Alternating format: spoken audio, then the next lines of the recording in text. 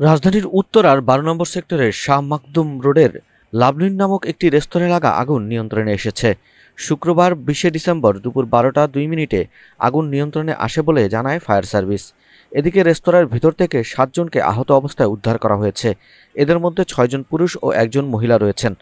রেস্টুরেন্টের gas leakage থেকে আগুনের সূত্রপাত হয়েছে বলে প্রাথমিকভাবে ধারণা করছে ফায়ার সার্ভিস। ফায়ার সার্ভিস জানিয়েছে, ভবনটির প্রতিটি ফ্লোরেই গ্যাসের পরিমাণ অনেক বেশি ছিল, তাই আগুন নেভাতে সময় লেগেছে। ভবনটি ঝুঁকিপূর্ণ ছিল এবং কোনো অগ্নি প্রতিরোধ ব্যবস্থা ছিল না বলেও জানায় ফায়ার সার্ভিস।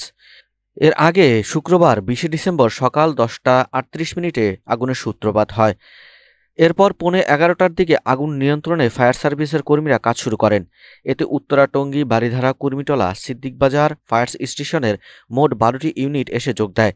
অন্যদিকে তীব্র কালো ধোঁয়ার কারণে আগুন নিয়ন্ত্রণে ফায়ার সার্ভিসকে বেগ পেতে হয়েছে।